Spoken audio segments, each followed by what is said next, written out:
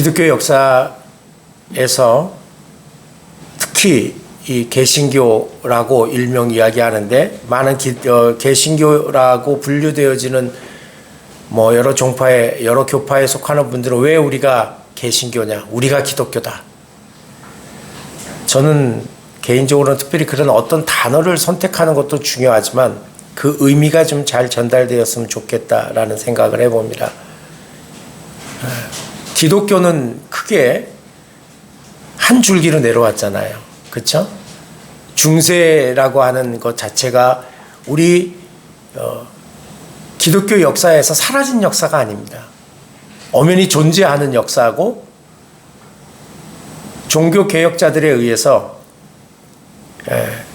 그 잘못된 방향으로 가고 있었던 교회의 물꼬를 다시 성경으로 돌아오게 하는 그런 역사적인 터닝 포인트가 있었지만 중세 1000년의 역사, 최소한 313년 이후에 또는 430년 이후에 종교개혁 1517년이 있기 전까지 보통 1000년의 역사를 중세라고 이야기하지만 하는데 그 역사 역시 기독교 역사입니다.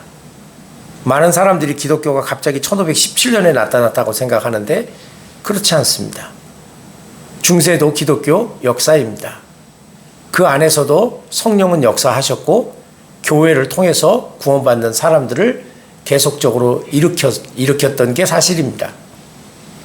그럼에도 불구하고 많은 사람들이 요즘에 이 기독교 1000년의 중세의 역사를 과소평가하거나 아니면 흑역사 아니면 덮어버리는 역사로 생각하는 것은 오류입니다.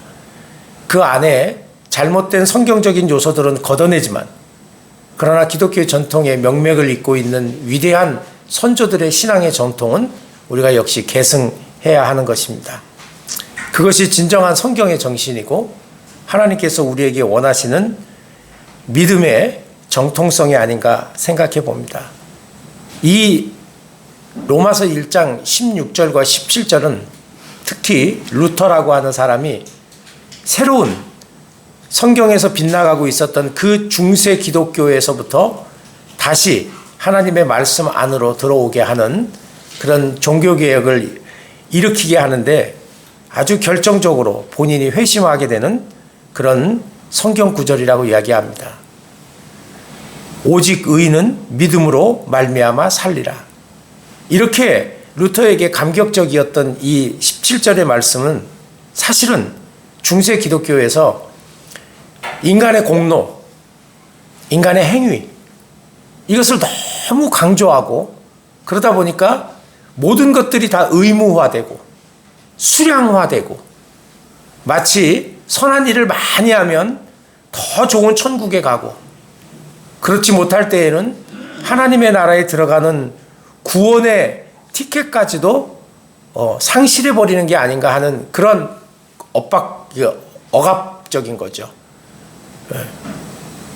우리가 거듭나고 구원받아서 하나님 앞에서 자유로운 인생으로 사는 게 아니고 여기서의 자유는 내 마음대로 하고 싶은 자유가 아닙니다. 이것은 인간이 기본적으로 가지고 있는 죄로부터의 자유. 이렇게 얘기하면 제가 전에도 얘기했잖아요. 나는 죄를 지은 적이 없는데요. 어떤 사람은 나는 평생 동안 살면서 나는 죄를 지은 적이 없는데요. 근데 내가 죄인이라니요. 죄라고 이야기할 때 그렇게 평생 동안 짓지 않는 죄는 범죄. 죄가 드러난 외부적인 형태예요. 한 국가가 명시하고 있는 죄라고 하는 그것 속에서 통제되거나 억압되거나 판단받아야 되는 범죄 사실이 없다는 얘기입니다. 우리 여기 대부분의 사람들은 다 그런 범죄 사실이 없습니다. 물론 간단한 과태료나 벌금이나 이런 거는 냈을 수 있습니다만 옥에 갇히거나 재판을 받거나 한 경험은 제 기억으로 없는 것 같습니다. 그걸 범죄라고 합니다. 많은 사람들은 이 범죄적 사실이 없다고 자신이 죄인이 아니라고 생각합니다. 그러나 한번 생각해 보십시오. 다른 사람에게는 드러나지 않았지만 내 안에 있었던 그 수많은 죄의 생각들, 끊이지 않게 일어나는 나의 욕망들, 다른 사람들을 미워하고 증오했던 것들, 이것은 죄입니다. 이것을 우리는 보통 죄성이라고 이야기합니다. 인간은 잘못 생각합니다. 내가 죄를 지었기 때문에 죄인이라고 생각합니다. 내가 죄를 지었기 때문에 죄인이 아니고 죄인이기 때문에 죄를 짓는 것입니다. 이게 성경의 출발점입니다. 세상 사람들은 내가 죄를 짓지 않았기 때문에 죄인이라고 생각하는 그 의식 자체가 없습니다. 그러나 인간은 본래적으로 죄인이기 때문에 죄를 짓게 되는 존재라는 거예요. 얼마나 많은 후회들이.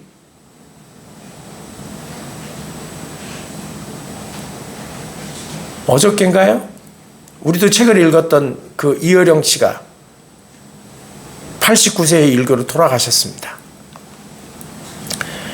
개인적으로는 마지막에 회심을 하고 기독교 신앙을 가지면서 후배들에게 좋은 글을 남겼던, 제가 볼 때는 위대한 석학입니다. 글쓰기를 정말 잘하시는, 제가 볼 때는 거의 천재에 가까운, 부러울 만큼 세상에는 그렇게 특출난 사람들도 있는 것 같습니다. 89세. 그분 꽤 오래 살았다고 볼 수 있죠. 몇 년 남았어요, 이제. 긴 것 같아도 금방입니다. 영원히 살 것 같지만 그분의 죽음이 아니라 그 89세만 상정해 놓고 봐도 얼마 남지 않았습니다.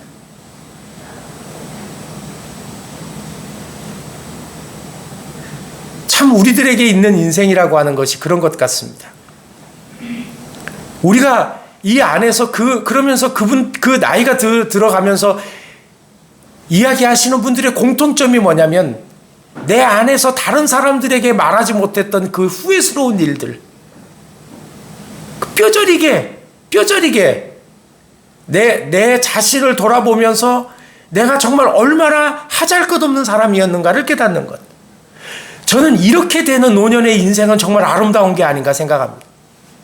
노년이 될수록 무기력해지고 힘이 빠져서가 문제가 아니라 자신의 영혼에 대한 그 간절함, 내가 어떤 존재인지, 내가 얼마나 별 볼 일 없는 사람이었는지, 그럼에도 불구하고 하나님이 나를 이렇게 기억하신다는 것, 그리고 이렇게 별 볼 일 없고 정말 어찌 보면 평생 동안을 다른 사람들 앞에서는 호인처럼, 다른 사람 앞에서는 진짜 아무 문제 없는 사람인 것처럼 그렇게 보여졌던 나이지만, 내 안에서는 끓어오르는 분노, 욕망, 절제하지 못하는 그 많은 생각들, 다른 사람들을 정죄하고 무시하고 했던 그런 것들 때문에 그럴 때 정말 우리들에게 필요한 건 뭡니까? 그런 죄를, 그 인간의 죄를, 없어지지 않고 죽는 순간까지도 나를 괴롭히는 그 죄를 어떻게 해결할 수 있을까? 이 문제를 해결해 준 게 바로 예수 그리스도의 죽음과 부활이라는 거예요. 그런데 여기에서 보면 믿음으로 말미암아 살리라라고 하는 말을 너무나도 오해를 하는 거예요. 기독교 역사에서 왜 그렇게 천년의 중세를 지나고 개신교라고 하고 불려지는 그런 프로테스탄트 안에서도 장로교, 감리교, 성결교, 침례교, 장로교 안에서도 무슨 파 여러 가지 오순절 이런 것도 나오고 제세례파도 나오고 그렇게 하는 게 뭐냐면요, 다른 거 아니에요. 신앙생활을 하다 보니까, 교회를 같이 하다 보니까 어떤 경우에는 하나님의 은혜, 하나님의 구원, 하나님이 거저 주시는 그 은혜를 그것만 생각하고, 그 은혜 받은, 진정으로 은혜 받은, 그 구원받은 거듭난 인생들의 삶의 문제가 너무나도 형편없는 거예요. 변화가 없는 거예요. 그러다 보니까 그걸 강조해. 좀 우리 바로 살아야 합니다. 하나님의 자녀답게 살아야 합니다 하고 이걸 강조하다 보니까 나중에는 추가 이쪽으로 흘러지는 거야. 그러다 보니까 뭐가 되는 거예요? 그렇게 하는 모든 행위가 너무 버거운 거야. 너무 힘든 거야. 이렇게 해야 되나? 아닙니다. 그러면 오직 우리가 예수 그리스도를 믿는 믿음이 나를 구원하는 거지 행위가 구원하는 게 아닙니다. 우리가 예수님에 대한 이 믿음을 가지면 됩니다. 이 믿음만을 강조해. 자유만을 강조해. 그러면 어떻게 되니까? 또 이 성화의 삶이 악화되는 거야. 항상 이 두 가지의 균형을 잡기가 힘든 거예요. 여러분, 진정한 신앙은 진정한 영성은, 참된 신자는 여러분 어려운 거 아니에요. 뭘 어떻게 해야지 믿음 생활하는 거 어려워 이렇게 생각하는 사람들, 그리고 그렇게 고백하는 사람들 많습니다.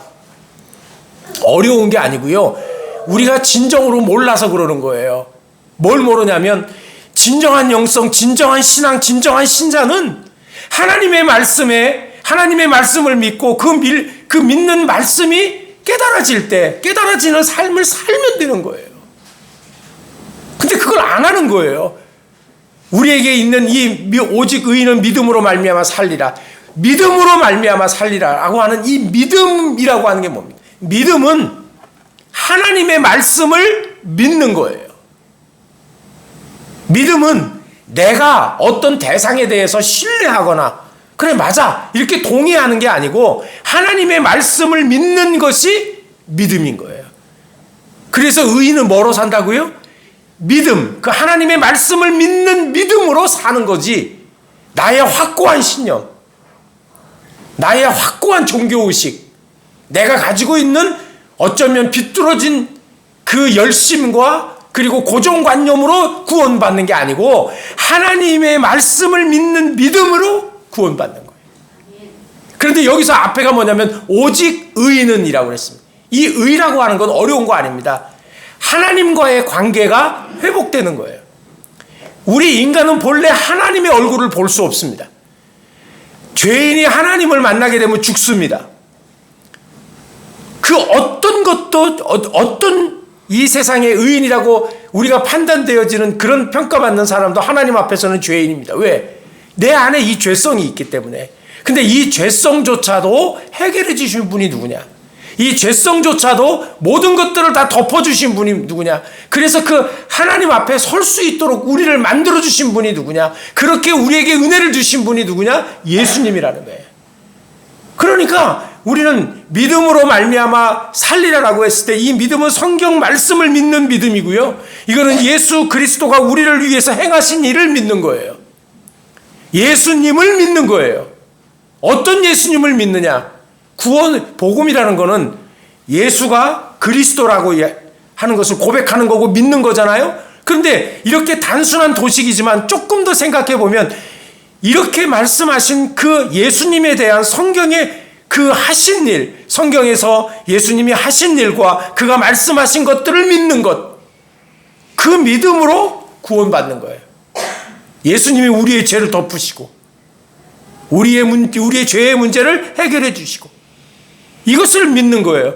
먼저는. 그래서 하나님 앞에 누구도 설 수 없는, 죄인이면 하나님 앞에 절대로 설 수 없고 그리고 죽을 수밖에 없는 우리를 그 죽음에서 다시 살게 하는 영원한 생명으로 우리를 약속하시고 그리고 그 약속을 자신이 보여줬잖아요. 이 세상에 그 어떤 성인도 3대 종교 몇 대 종교 얘기하지만 지금 살아있는 사람 한 사람도 없잖아요. 예수님은 성경에서 뭐라고 얘기합니까? 나는 부활이요 생명이다. 그리고 예수님은 실제로 살아나셨잖아요. 그리고 예수님은 이 땅에 무덤이 존재하지 않잖아요. 그 예수님, 누구도 이 세상에서 다른 사람의 죄를 위해서 죽어줄 수 없습니다.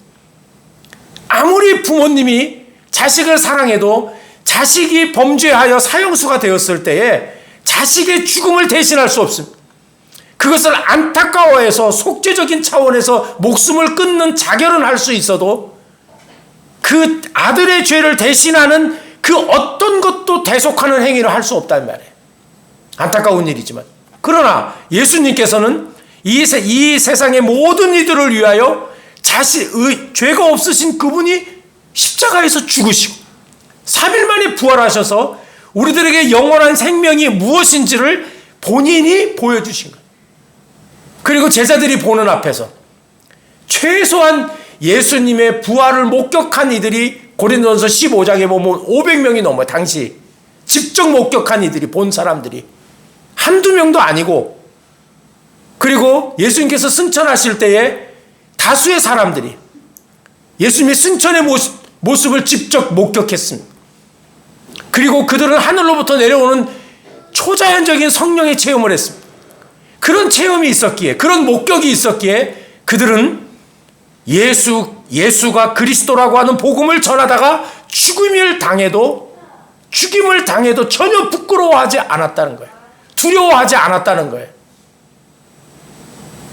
오늘 선교사 파송 예배가 있어서 어떤 격려사를 해야 되나, 어떻게 후배를 격려해야 되나 하고 생각하다가 우연찮게 언더우드 우리나라 처음에 들어온 장로교 선교사잖아요. 이분이 나보다 꼭 100년 전에 태어나셨더라고요. 그래서 외우기도 쉬워. 그리고 달도 7월 달이야. 얼마나 반가운지. 예전에도 봤는데 그때는 또 그걸 잘 생각을 못했어요. 우리나라에 오신 날짜만 기억하지 언제 태어났나. 이 영국 태생이더라고요. 영국에서 태어나서 13살 때 미국으로 이민을 간 거예요. 그리고 원래는 인도를 가려고 힌디어를 공부하고 의학을 공부하는 중에 조선에 알려지지도 않은 그 조선에는 누군가가 선교사를 가야 되겠는데 한 사람도 지원자가 없다는 그 소리를 듣고 턴한 거예요. 본인이 가겠다고. 그때 약혼한 상태였는데 그 약혼한 상태에 약혼자가 물었습니다. 조선에는 무얼 먹고 살아요? 모르겠는데요. 조선에는 병원이 있나요? 모르는데. 그럼 당신이 조선에 대해서 아는 건 무엇입니까? 그랬을 때 언더우드가 이런 얘기를 했어요. 나는 조선에 대해서 아무것도 모릅니다. 단지 예수를 모르는 천만의 백성들이 그곳에서 살고 있다는 것만 압니다. 그리고 태평양을 건너옵니다. 나중에 기도문과 같이 돼 있어서 본국에 선교부로 보내는 편지에 보면 여기에 풀 한 폭이 나무 하나 제대로 자라날 수 없는 그런 척박한 환경, 자신들을 양 귀신이라고 몰아세우며 전혀 복음을 들을 수 없는 그런 사람들에 대한 이야기를 쭉 쓰면서 이렇게 얘기합니다. 그러나 주님, 나는 겸손히 주님의 말씀에 순종하며 주님께서 하실 일을 바라보며 나는 그렇게 하겠습니다. 그리고 한국에 들어와서 자기보다 8살 더 많은 연상의 여인과 결혼을 합니다. 그리고 신혼여행을 함경도로 떠나는데 걸어서 전도여행을 갑니다. 그분이 20년 동안 평안도 지역을 중심으로 한 서북지방에 그렇게 열심히 전도를 해서 서북지방, 평양을 중심으로 한 거기가 평양이 한국의 예루살렘이라고 할 만한 그런 전도의 역사를 일으켰고 하나님이 역사하셨다. 저는 그 말, 나는 아무것도 모릅니다. 그러나 예수를 알지 못하는 천만의 백성이 살고 있다는 것만 압니다. 그 구절을 보면서 우리가 너무나도 계산적이라는 거지. 뭘 얼마만큼이나 준비를 해야지 뭘 할 수 있다는 걸까? 하나님이 하실 일을 내가 하려고 하는 건 아닐까? 이런 믿음의 순종이 있는가? 바울은 이 편지를 쓸 때에 로마는 가보지도 않은 곳이잖아요. 근데 그들에게 지금 자신은 죄수의 신분이고 언제 죽을지 모르는 그런 죽음의 위협 앞에 서 있으면서도 무엇 때문에? 예수가 그리스도라고 하는 것 때문에. 당시 로마는 쇠퇴하고 있었지만 세계 제국입니다. 어마어마한 힘을 가지고 있고 법과 행정과 철학의 모든 것들을 세계를 지배하는 그런 사람들, 그런 권력, 그런 제국 앞에서 변방의 예루살렘에서 그 젊디 젊은 한 이단자 같은 그 예수가 태어나서 십자가에서 죽었다라고 하는 사건이 그들에게는 아무것도 아니에요. 주목할 만한 단 요만큼의 가치도 없는 얘기예요. 자신들이 가지고 있는 그 어마무시한 제국관, 국가관, 그 속에서 나사렛 예수는 아무것도 아닌 거예요. 그런데 그를 위해서 자신의 모든 것을 버리면서 예수가 십자가에서 죽었지만 살아나셨다고 외치는 그 바울이 그들과 비교해 봤을 때 얼마나 하찮은 사람입니까? 누가 누구에게 뭘 자랑해야 되겠습니까? 자신의 힘과 권세와 그리고 자신들이 누리고 있는 그 세상적인 그 모든 것들을 오히려 바울에게 자랑해야 되지 않을까요? 그러나 바울은 이렇게 얘기합니다. 나는 복음을 부끄러워하지 않는다. 복음을 부끄러워하지 않는다. 어쩌면 한 번도 가보지 않은 그곳을 향해서 이 편지를 쓰면서 나는 복음을 부끄러워하지 않는다고. 바울의 이 말이나 나는 아무것도 모르지만 예수를 알지 못하는 천만의 백성들이 살고 있다는 것 그 하나만 가지고 지금으로부터 120여 년 전에 배를 타고 태평양을 건너옵니다. 전 배 무서워요. 지금은 쾌속선에 엔진까지 달고 맨날 며칠을 노져서 와야 되는 길을 몇 시간이면 달려오는 길인데 그렇게 요동치는 작년에 울릉도 한번 들어갈 때는 너무나도 행복했는데 나올 때는 무지막지했습니다. 그렇게 큰 배, 우리가 볼 때는 큰 배인데 그 큰 배가 바다 위에서는 아무것도 아닌 거예요. 어마무시한 바다의 힘, 자연의 힘, 바다에 나가면 공중에 떠 있는 것보다 이 위압감이 더 꽉 오는 것 같아요. 내가 탈 때는 그렇게 큰 배인데 바다에 나가면 요트. 근데 그거보다 훨씬 작은 배를 목숨을 걸고 약혼자와 파혼을 하면서까지 이 땅에 옵니다. 무엇 때문에 그랬을까? 복음에 사로잡혔기 때문에, 바울처럼 복음을 부끄러워하지 않기 때문에, 그에게 있었던 그 복음, 그는 도대체 어떤 믿음이었길래, 그는 죽었지만 영원히 살아있는 자잖아요. 우리의 마음속에 영원히 한국 땅에 이렇게 놀라운 교회의 역사를 이루게 한 근본적인 한 사람 가운데 한 사람이잖아요. 그런 위대한 일을 했던 바울의 이런 죽음과 이런 복음을 부끄러워하지 않는 이 바울의 이 거듭난 뜨거운 심정 때문에 세계 역사가 바뀌었잖아요. 그 단시간 내에 세계 역사를 바꾸어 버렸잖아요. 300년도 안 되는 시간에 로마 제국의 종교가 되었잖아요. 누구 때문에? 바울 때문에. 물론 베드로도 있었고 다른 사도들도 있었지만 결정적으로 지중해를 뒤덮고 있는 이 로마 제국을 변화시키는데 결정적인 역할을 한 사람은 바울입니다. 그것처럼 그런 복음을 부끄러워하지 않았고 오직 의인은 믿음으로 말미암아 살리라는 이 말씀 속에 어쩌면 천만의 예수를 알지 못하는 사람들이 있다라고 하는 그 단순한 그 말 한마디, 아무도 조선에 갈 사람이 없습니다 라고 하는 이 말 한마디에 목숨을 내걸고 왔던 언더우드 같이 그에게 있었던 이 말씀을 믿는 믿음은 무엇이었을까? 어쩌면 이런 거였어요. 믿음은 성경을 믿는 거라고 그랬잖아요. 예수님은 우리들에게 얘기하시 그 성경을 통해서 자신을 이야기하고 그리고 자신을 증거할 때에 그리고 하나님께서 구약의 선지자들을 통해서 그리고 마리아의 그 잉태를 알리면서 이 세상의 유일한 구원자는 예수 그리스도밖에 없다고 이야기를 합니다. 마태복음 1장 21절에 보면 아들을 낳으리니 이름을 예수라 하라. 이는 그가 자기 백성을 그들의 죄에서 구원할 자이심이라 하니라. 예수는 구원자. 그냥 온 게 아니라는 거예요. 예수는 구원자라는 거예요. 유일한 구원자라는 거예요. 그러면서 이 유일한 구원자는 어떤 한 사람만을 위해서 자신의 죄를 위해서 죽는 자가 아니고 그는 죄가 없으신 하나님의 아들이지만 인류의 모든 죄를 감당하기 위해서 오신다라고 하는 것을 세례 요한은 이렇게 증거합니까? 요한 앞으로 예수님께서 오실 때 그리고 요한에게 요단강에서 세례를 받으시잖아요. 그때 세례 요한의 고백이 무엇입니까? 요한복음 1장 29절에 보면 보라 세상 죄를 지고 가는 하나님의 어린 양이로다. 세상 죄를 지고 가는 하나님의 어린 양이로다. 구약에서는 인간이 하나님 앞에 시한부적으로 어쩌면 완전한 것은 아니지만 계속 반복해야 되는 일이지만 하나님 앞에 의로워질 수 있는 한순간이 있었습니다. 그것은 제사를 드릴 때 양이나 소를 데리고 와서 그의 머리에 안수합니다. 하나님 나는 이런 죄를 지었습니다. 나를 용서하시고 대신 이 짐승의 피를 통해서 나를 속죄해 주십시오 하고 기도합니다. 안수 기도합니다. 그리고 잡습니다.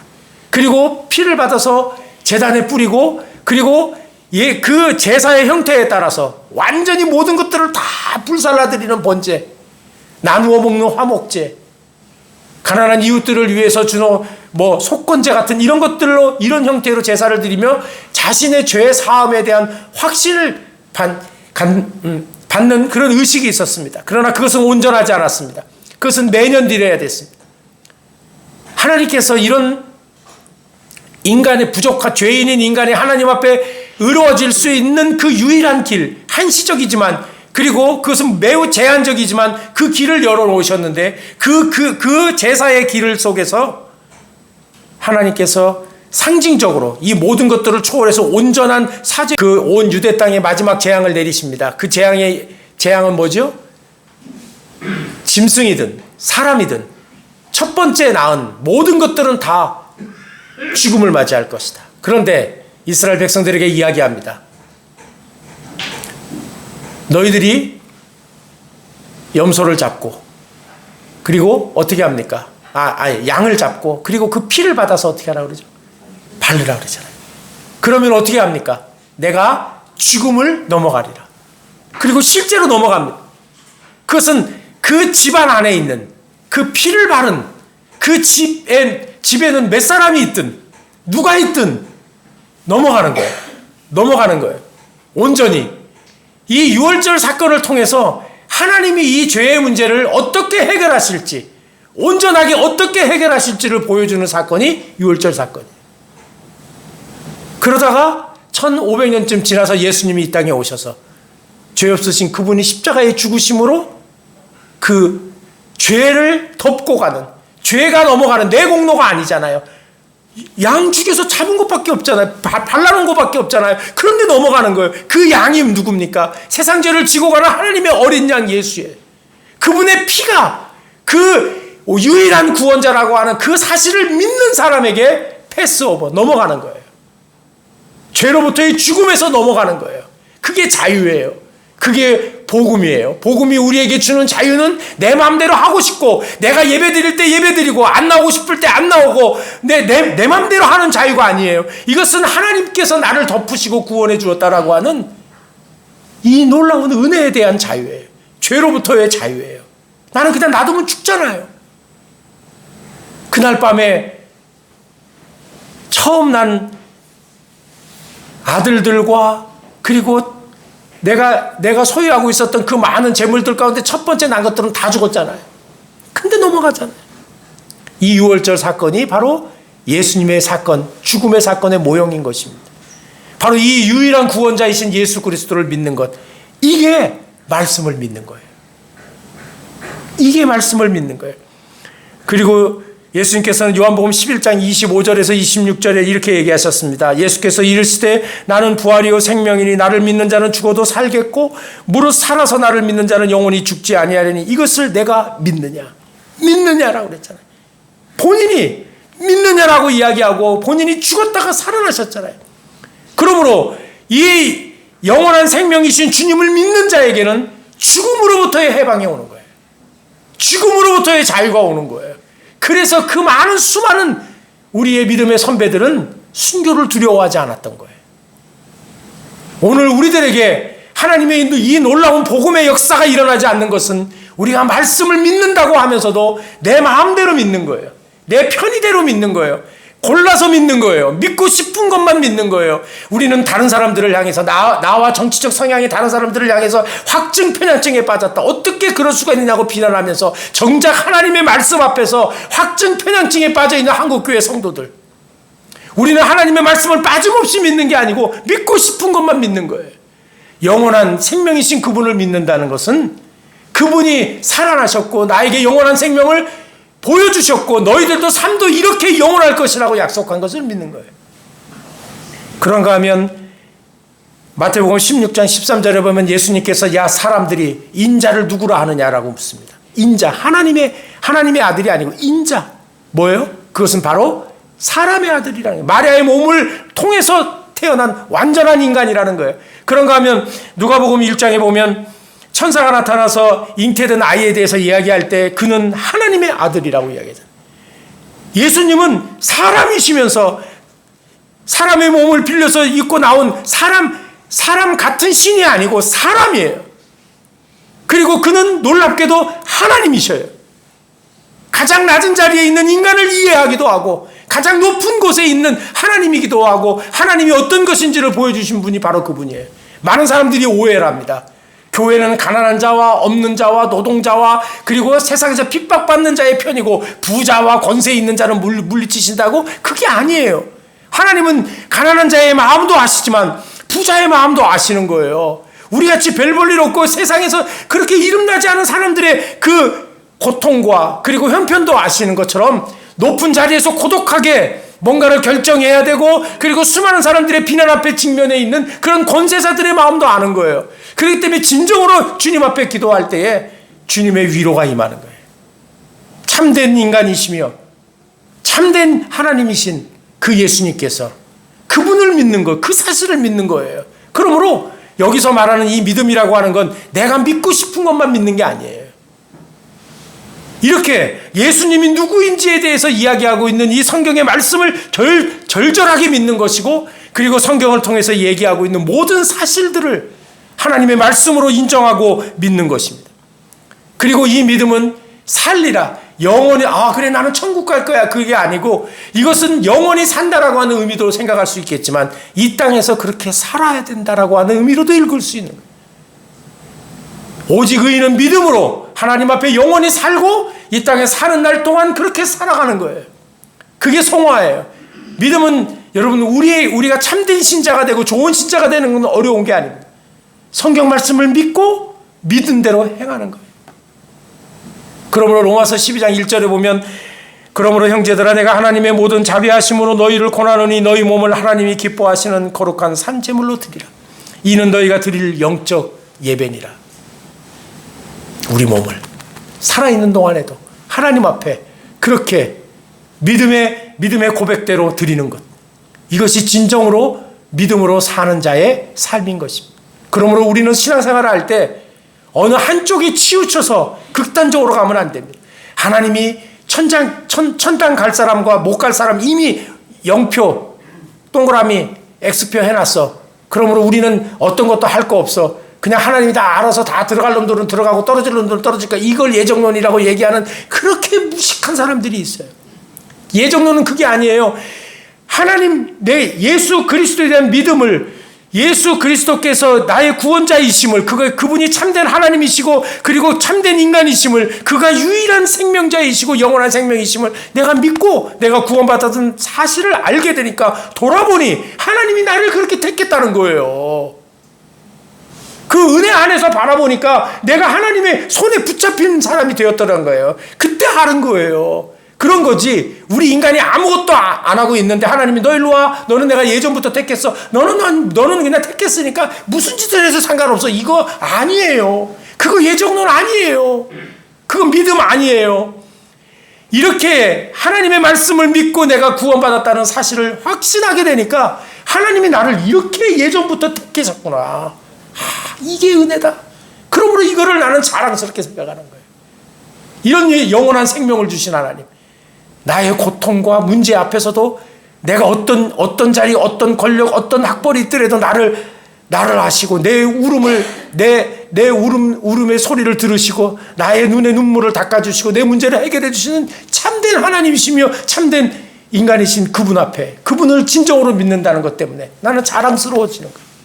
그런 구원을 주신 하나님을 자랑하는 거예요. 바로 이게 선교예요. 이게 전도예요. 이게 삶이에요. 이게 영성인 것입니다.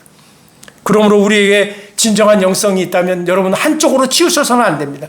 우리는 반드시 하나님을 깨닫고 그 하나님의 말씀을 바로 깨닫는 지적 능력을 100% 발휘해야 합니다.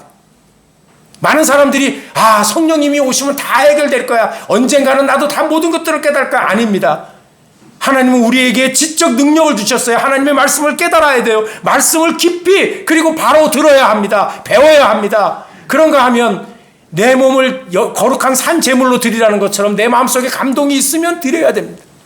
내 마음속에 감동이 오면 드려야 됩니다. 하나님 앞에 내 생명도 드려야 합니다. 태평양을 건너와 아무것도 알지 못하고 오직 정확한 수치도 아니지만 천만의 하나님을 알지 못하는 백성이 있다는 그 사실 하나만으로 태평양을 건너왔던 사람처럼 우리의 마음을 주님께 드리는 이 지정의, 인간의 진정한 지정의가 살아나는 신앙생활을 해야 돼요. 너무나도 싸늘하고 너무나도 계산적이고 뭘 준비하면 선교의 역사가 일어나고 뭘 준비하면 뭐가 더 잘 될 거 준비해야 합니다. 그러나 하나님이 하실 수 있는 공간을 남겨놔야 돼요. 그분이 일하실 수 있는 시간을 남겨놔야 돼요. 그분이 일하실 수 있는 나의 모든 에너지의 여백을 남겨놔야 돼요. 그래야지 그분이 하실 거 아닙니까? 그러나 중요한 거는 내가 내 몸을 하나님께 드려야 된다는 것입니다. 그리고 내 의지로 결단해야 합니다. 내일이 아닙니다. 오늘입니다. 여러분, 하나님 앞에서 늘 하나님 앞에서 오늘의 최선을 다하는 삶, 코람데오, 까르페 디엠, 이게 영성의 핵심이에요. 코람데오는 하나님의 말씀을 믿는 것이고 따르는 깨달음이고, 까르페 디엠은 뭡니까? 나의 정과 의지를 통해 하나님 앞에 결단하고 내 몸을 드리고 따르는 것입니다. 이것이 진정한 영성이요, 이것이 믿음으로 사는 자의 삶인 것입니다. 저와 여러분, 다시 한번 주님의 말씀을 상고하면서 말씀을 마칩니다. 요한복음 14장 21절에 나의 계명을 지키는 자라야 나를 사랑하는 자니 나를 사랑하는 자는 내 아버지께 사랑을 받을 것이요 나도 그를 사랑하여 그에게 나를 나타내리라. 아멘. 주님의 나타나심 속에 우리의 삶 가운데 팍팍한 문제들과 수많은 고민들과 인간의 본질 앞에서 나를 깨닫지 못하고 교만했던 것들이 나에게 나타내 주시는 그 주님 앞에서, 그리고 주님을 향한 끝없는 사랑의 고백으로 이 한 주간 살아가는 저와 여러분 되시기를 간절히 부탁을 드립니다. 아버지 하나님, 은혜를 감사합니다. 혼돈과 어지러움 속에 기독교의 참된 신앙의 본질적인 것들이 흔들리고 자본주의와 인간의 욕망을 덧입혀가면서 주님의 복음의 본질을 왜곡하고 있는 이 시대에 믿음으로 살아나가는 진정한 신자들 여기 있게 하시고, 남겨진 한국교회의 남은 자들을 통해서 교회가 새로워지고 다시 회복되는 역사가 있게 해 주옵소서. 예수 그리스도의 이름으로 감사하며 기도하옵나이다. 아멘.